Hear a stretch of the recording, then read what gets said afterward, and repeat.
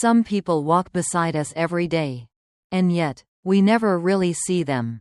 They're the ones who change the trash bags when the office clears out. Who wipe the spilled coffee without a thank you. Who pass through the hallway. No name. No smile. No acknowledgement. Immani Adabio was one of those people. A name no one remembered. A woman in gray, mid-40s, pushing a cleaning cart through the marble floors of a corporate empire.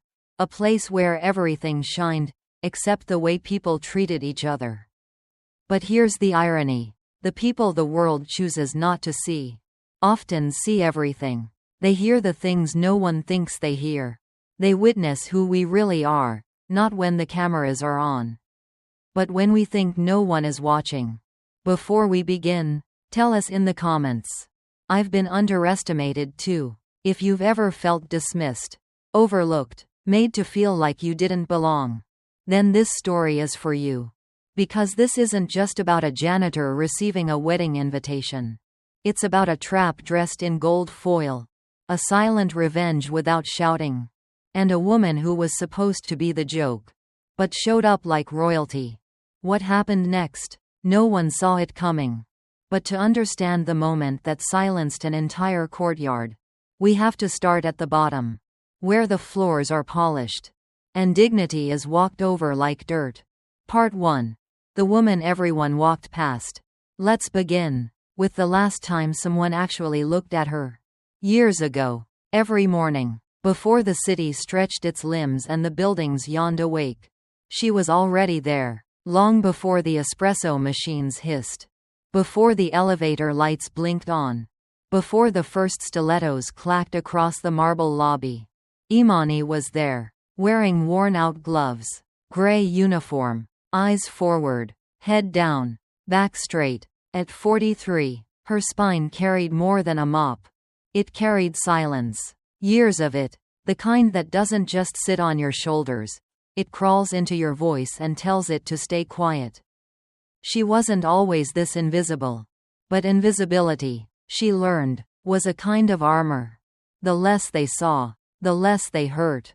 Inside the towering glass building of Wellington and Miles, money wasn't just made, it was performed. Suits flew past her, designer watches flashing, phones glued to ears. Where's the Baird file? Buy before 10 a.m. or it's over. Names mattered here, if yours came with titles. Hers didn't. Her ID badge said, facilities. To them, she was the ghost that kept their windows spotless, their trash cans from overflowing, their world tidy. No one knew she could speak 5 languages. No one asked. Except Vanessa. Vanessa Miles, wife of co-CEO Brandon Miles, had a talent for remembering only one thing about Immani: her position beneath her. Vanessa walked the halls like a runway. Flawless makeup at 8 a.m. Sharp heels that echoed like judgment. She didn't walk. She announced herself. One morning, as Immani scrubbed a stair rail that no one would touch, Vanessa slowed her pace, sipping from a $20 smoothie. Careful, she said sweetly. This railing probably costs more than your entire wardrobe. The women around her giggled, not because it was funny, but because they didn't want to be the next target. Vanessa turned and added, "But don't worry, you're doing great, really, so thorough." Immani didn't answer, not with words, but inside, something twisted. Not anger, not yet. It was more like a quiet erosion. The feeling you get when you realize people don't see you as human, only as background. She didn't cry. She never cried here. Tears were for bus rides and cracked apartment walls. Here, she smiled with her eyes down, and kept wiping. Because dignity, in places like this, wasn't given. It had to be protected in silence. That same week, a new hire joined the facilities crew, Andre, 19. Jittery, full of questions. On his second day, he asked her during break, "Hey, Miss Immani, do you ever get tired of being ignored?" She looked at him, stunned. He wasn't being rude, just honest. Her reply came after a pause. "Being ignored is better than being mocked," she said, Silence hurts less than cruelty. André nodded slowly. But she saw it in his eyes. He was young, still full of fire. He didn't understand yet that sometimes survival means shrinking yourself. That night, after her shift, she stood in the janitor's closet alone. She didn't move for a long time. She stared at the half-lit mirror. At the woman staring back. The uniform, the hairnet, the name tag that didn't say her name, only her job. For a brief moment, she pressed her fingers to her own face, as if to remember it, as if to ask herself, "Is this who I really am now?" The closet light flickered. She whispered, "No, but it's who I've had to be." The next morning, she was called into hour. Not for praise. Never for praise. A complaint had been filed. Apparently, someone felt uncomfortable when she was seen cleaning the executive floor during a board meeting. No names were mentioned, but she knew. Vanessa had been there. "You're not in trouble," the HR representative said, smiling too hard. "Just, maybe keep to lower floors during key hours. Okay?" Immani nodded. But her jaw clenched. And as she left the room, she heard the secretary whisper, "Does she even speak English?" She spoke 5 languages. But none of them, it seemed, were loud enough to matter here. That night, she stood again at her mirror. But something had shifted. She didn't just see a janitor. She saw a woman who had once stood behind podiums. Who had once written grant proposals. Led youth programs. Who had once been called director. She didn't miss the title. She missed the voice she'd buried. And somewhere, in the quiet that followed, that voice whispered back, "Not forever." But fate has a strange sense of humor. Because just when she'd accepted being invisible, a beautiful envelope would arrive. Thick, elegant, cruel, and it wouldn't open a door. It would open a wound. Part 2. The invitation wasn't kindness, it was a trap. Begins now. It happened on a Thursday. The kind of day that feels harmless. Gray sky, half-empty lobby, the smell of fresh polish and burnt coffee lingering in the air. Immani was scrubbing the corner baseboards, the ones no one ever looked at. When she heard the sound, click, click, click, the unmistakable rhythm of Vanessa Miles' designer heels, Immani didn't flinch. She had trained herself not to. When people like Vanessa entered the room, the safest place to be was invisible. But today, Vanessa wasn't alone. 3 women flanked her, all tailored, all manicured, all bored. They were laughing at something. Immani didn't need to ask what. She straightened her back slightly. Not in defiance. Just in defense. Well, Vanessa's voice sang through the lobby like a slow-moving blade. "Look who's still here. Haven't seen you around much. Darling, hiding from me?" Immani stood slowly, rag still in hand. Vanessa stepped forward. In her hand, a small, cream-colored envelope. Gold foil, thick edges, a kind of elegance that tried too hard. "I have something for you," Vanessa said, eyes gleaming. "A surprise." "Really?" She held it out. "It's an invitation. Brandon and I are finally tying the knot. This Saturday. Grand Magnolia Estate. Black tie." The other women covered their mouths. Stifling laughter. "You're invited." Vanessa smiled wider. "And don't worry about what to wear. Just try not to show up in that." She gestured toward Immani's gray uniform. "Wouldn't want the catering staff to mistake you for one of them." For a moment, time paused. Immani stared at the envelope. She didn't reach for it. Because she saw it for what it was. Not a gesture. But a weapon. A trap covered in calligraphy. Cruelty wrapped in celebration. She felt the laughter before she heard it. Felt it crawling over her skin.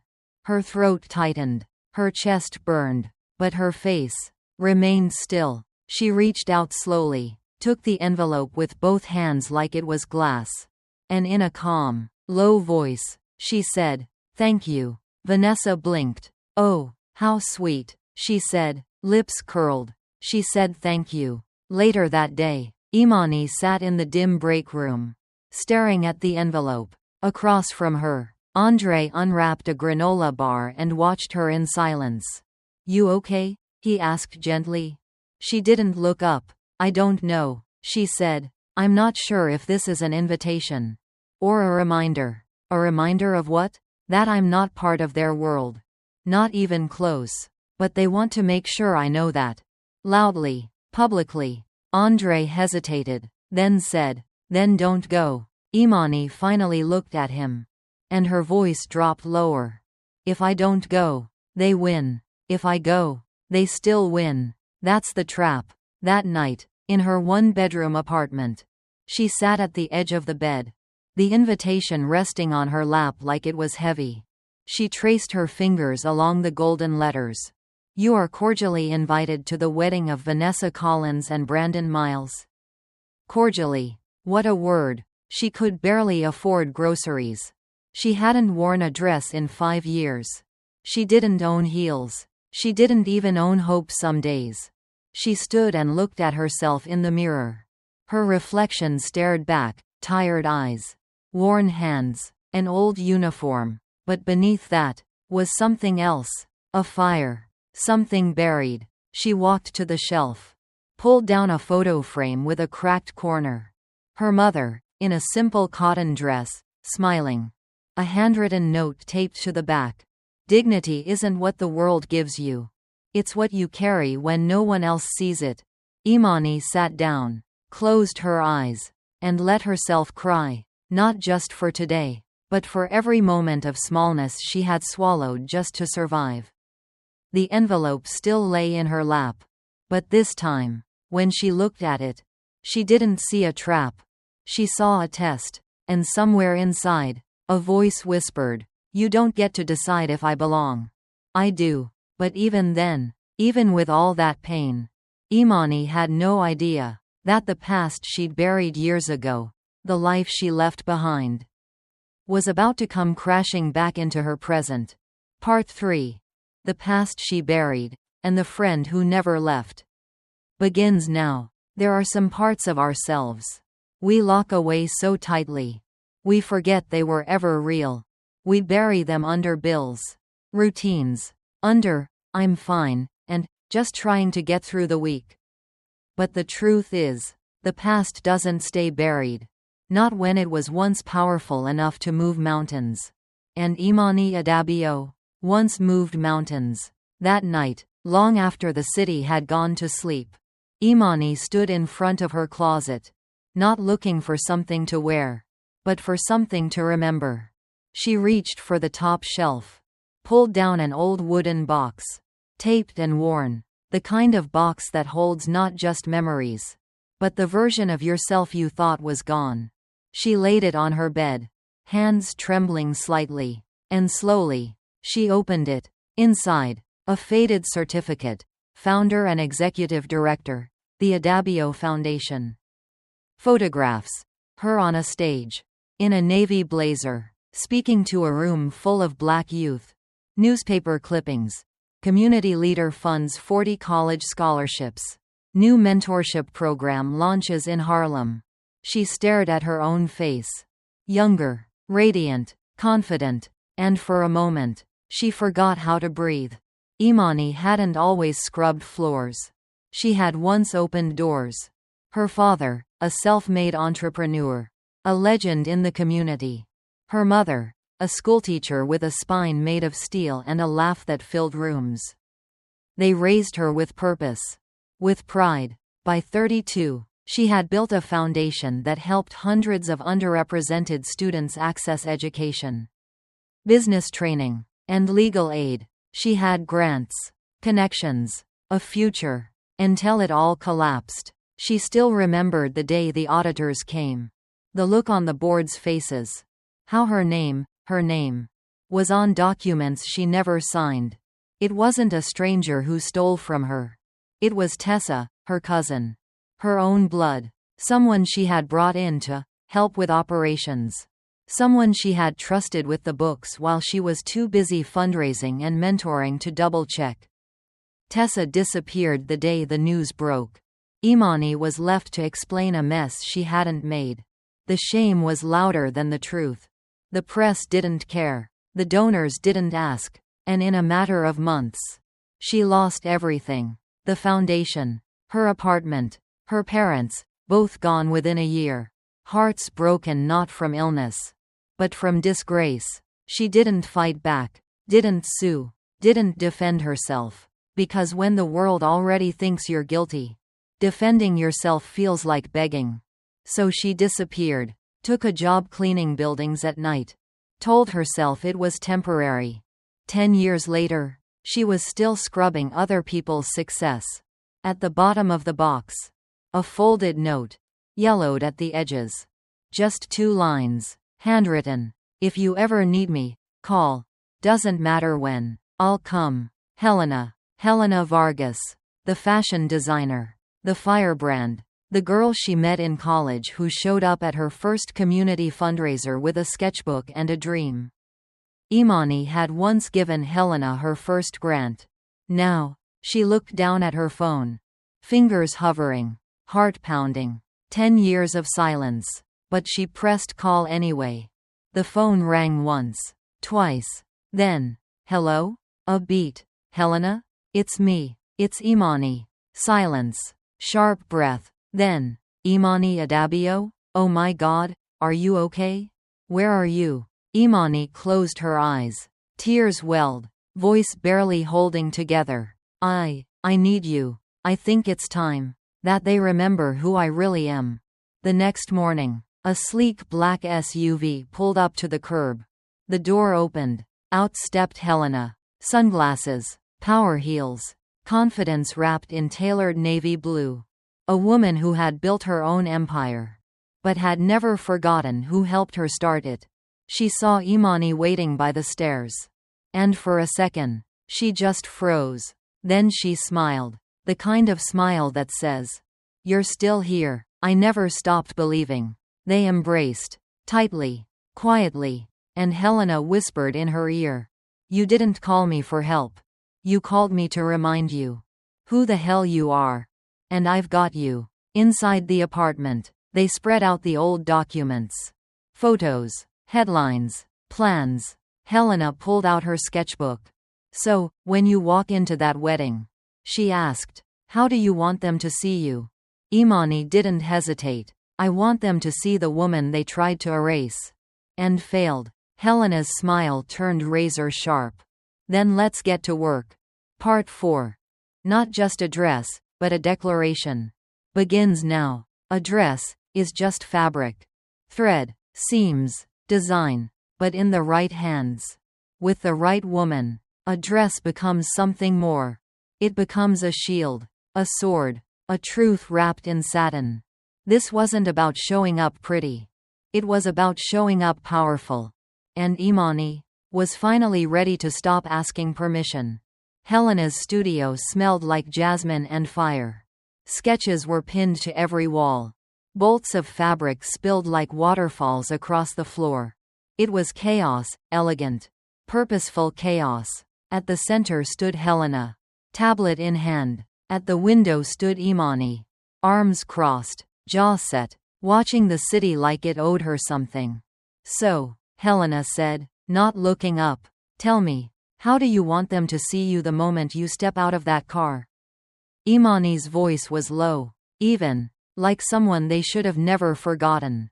Helena smiled. "That's what I thought." She started sketching furiously. Structured shoulders, clean lines, a silhouette that didn't ask for space. It owned it. But as the dress took shape, so did the fear. Immani stood in front of the mirror in a sample piece. Her posture perfect, but her eyes clouded. "Who is this woman?" she whispered. Because part of her still heard the laughter. Vanessa's voice. The HR rep's fake smile. Tessa's betrayal. Part of her still believed the lie.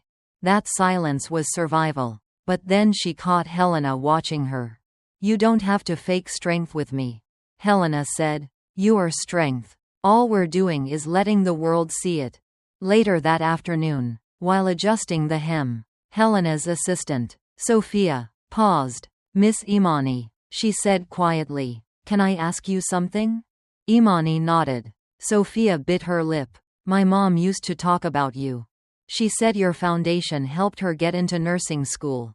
She always said if she ever saw you again, she'd say thank you." Immani blinked. Tears threatened to rise, but she didn't let them fall. Instead, she smiled gently. "Then tell her, she helped me too." Sophia placed a small gold pin on the collar of the gown. It was shaped like a flame. "Wear this," she said. "It suits you." The day before the wedding, they did the final fitting. The room went still when Immani stepped out. Black silk, smooth as shadow. Gold accents that shimmered like quiet power. The neckline regal, the sleeves tailored like armor. Hair pulled high into braids woven like a crown. Helena stepped back. Even she was breathless. "You're not dressed like you're going to a wedding," she said. "You're dressed like you're going to war." Immani turned slowly toward the mirror. And for the first time, she didn't look away, because the woman in the reflection was not the janitor, not the outcast, not the forgotten. It was the founder, the daughter, the warrior. That night, back at home, as she laid out the heels, the clutch, the earrings, doubt returned. What if she wasn't ready? What if they laughed? What if the dress was perfect, but she wasn't? She sat on the edge of the bed, pulled out the envelope again, traced her name on the front with her thumb, then slowly opened it, and wrote something inside. A note. Not to Vanessa, not to Brandon, to herself. "You survived the fall. Now walk like it never broke you."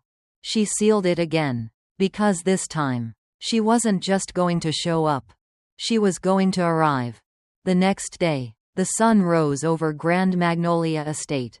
A place built for spectacle. A place built for people like Vanessa.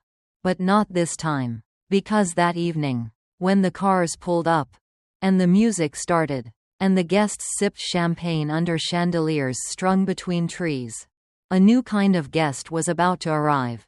Part 5. The wedding they thought they controlled begins now. The Grand Magnolia Estate had never seen rain. It wasn't just a wedding venue. It was a shrine to opulence. Marble fountains, hanging orchids, waiters in white gloves, moving like choreography. That evening, the sun melted gold across the lawn. Everything, every rose petal, every wine glass, every violin note, was controlled, just the way Vanessa wanted it. Because this was her masterpiece. A wedding not just to marry Brandon Miles, but to prove to the world that she was untouchable. At 5:17 p.m., a black car pulled up to the main gate. Not a Bentley, not a Rolls, but somehow, it drew every eye. The back door opened slowly. First, a shoe. 6-inch black stilettos. Satin finish. Elegant. Then, the gown. Midnight silk with gold threads that shimmered like live electricity. The woman who stepped out didn't smile.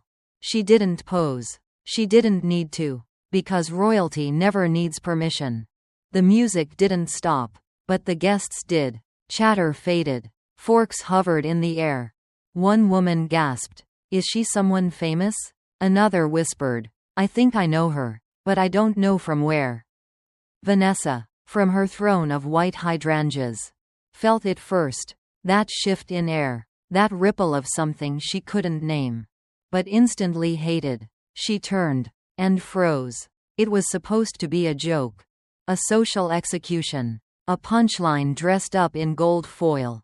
But the woman walking toward her now wasn't the janitor. She was something else. Something undeniable. Vanessa's hand gripped the bouquet too tightly. Her champagne glass trembled slightly. She turned to her friend Cassidy. Voice low. "She wasn't supposed to come." Cassidy whispered. "You didn't say she used to look like that." Immani didn't scan the crowd. She didn't search for faces. She walked as if the aisle was made for her. Every step deliberate. Every sound of her heel against marble like punctuation. Not anger. Not vengeance. Just presence.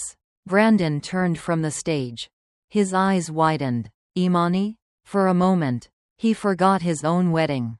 She looked at him. Not with pain. Not with softness. Just with memory. Vanessa stepped forward, past the floral arch, forcing a smile. Well, look who decided to crash. Her voice was syrup and venom. You clean up well, she added, but you still don't belong here. A pause. Then, from the back of the crowd, a man's voice broke through. Wait, is that Immani Adabio? Heads turned. The man, older, silver-haired, stepped forward. Eyes wide, hand over his chest. I knew your father. I worked with the Adabio Foundation. You were the face of it. Gasps followed like dominoes. The crowd shifted. Silence deepened. Vanessa's face drained. Brandon turned fully now. His voice, sharp, confused. What is he talking about? What foundation? Immani took one breath, then another. And with no microphone, no spotlight, she spoke. You invited me to humiliate me. To remind me of my place. But what you forgot is that my place was built long before your wedding guest list. She turned slightly to address the crowd. I didn't come here for revenge. I didn't come to ruin your night. I came because there are people in this room who think dignity depends on wealth, status, power. It doesn't. It never did. A beat. You don't get to erase people just because they make you uncomfortable. It started slowly. A clap. Then another. Someone stood. Then another. Tears filled more than one pair of eyes. People weren't just applauding Immani. They were applauding themselves. The parts they had silenced. The people they had overlooked. Vanessa, trembling, turned to Brandon. Say something. But he only whispered, what did you do? And then, he stepped away from her.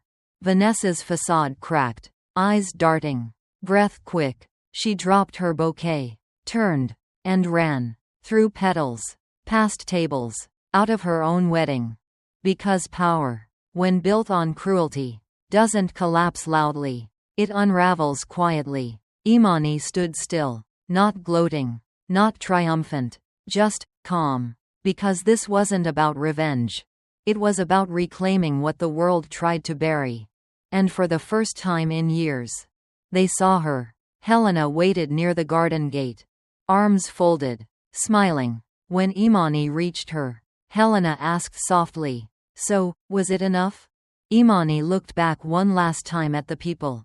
The chandeliers. The silence she once lived in. And said, no, this was just the beginning. Part 6. Her name. Her legacy, and what comes next, begins now. The headlines the next morning said many things. CEO bride storms out of her own wedding. The woman who stole the room without saying a word. Who is Immani Adabio? But Immani didn't read them. Because after years of being invisible, she wasn't looking for attention. She was building something deeper. Something louder than applause. A legacy. 1 week later, she returned to the office building where it all began. Not as staff, not as background, but as a woman with purpose in her step. She walked past the same glass doors. The same security guard who once didn't bother looking up. This time, he stood. Miss Adabio. He nodded, hand to heart. She smiled gently. Just Immani, she said, but thank you. In the back corridor, she saw someone pushing a cart. Young, nervous, gray uniform. Not Andre. This girl was newer, smaller, eyes cast low. Immani paused, gently touched her shoulder. The girl turned, startled. I'm sorry, do I need to move? Immani shook her head. No, I used to wear that uniform. The girl blinked. You were a janitor here? I still am. Immani smiled. In spirit, she reached into her purse and handed the girl a card. Adabio Legacy Initiative, Women's Advancement Fellowship. Apply, she said. I'll be waiting. That night, Immani sat alone in her new apartment. Bigger, brighter, but she still lit the same vanilla candle. She looked around at framed photos, not of fashion or weddings, but of community centers, college grads, young entrepreneurs. For a moment, her mind wandered back to that office 10 years ago, when she found out what Tessa had done. The betrayal, the public shame, the way even her closest allies turned quiet. She closed her eyes. The pain was still there. Not loud, but honest. She didn't forgive what happened, but she forgave herself for disappearing. 2 months later, in a sunlit auditorium downtown, hundreds gathered. Helena introduced her on stage. She didn't just remind people who she was, Helena said. She reminded us who we could be. When Immani stepped to the podium, the crowd rose, not because she demanded it, because her presence invited it. She looked out at them. Young girls in headscarves, men in overalls, elders with proud eyes. Even Brandon was there, no longer married, but standing in the back, silent, respectful. I used to believe that when your name is buried, you start over with a new one. But I was wrong. Your name is not what they erase. It's what you carry. It's every story, every scar, every silence you survived. A pause. And legacy? It's not built on podiums or press. It's built in the quiet choices. The moment you choose to stand, to speak, to stop shrinking. The room exhaled. She continued. I didn't come back for revenge. I came back to make room. Later that evening, she stood on the rooftop of the community center. The city glowed below. A breeze passed through her braids. Beside her, a young girl, maybe 11, stood clutching a notebook. Miss Immani, I wrote something. Can I read it to you? Immani knelt. I'd be honored. The girl opened her book and began to read. I used to think I had to wait to be chosen. But now I think maybe I can choose myself. Immani closed her eyes, felt the words settle into her bones. That's the beginning of your story, she whispered. Now write the rest. That night, back in her office, she placed 2 things side by side. Her old facilities badge, scratched and faded. A new plaque. Immani Adabio, founder and director. Adabio Legacy Institute. She didn't smile for the camera. She didn't need to. Because this time, she wasn't proving anything. She was building something no one could take. If you've ever felt erased, if someone ever told you to stay quiet, if the world ever made you feel like you had to wait your turn, leave a comment below. My voice matters. And remember, your story isn't over. It's just waiting for you to start writing it again. Thank you for watching this story. If it touched something in you, even just a little, we hope you'll let us know. A like, a share, a comment. They might seem small, but they help more than you know. They tell us these stories matter. They remind us to keep creating more. And if you haven't yet, consider subscribing. It's free, but it means the world to us. Your voice, your presence, your time. Thank you for being here. See you in the next story.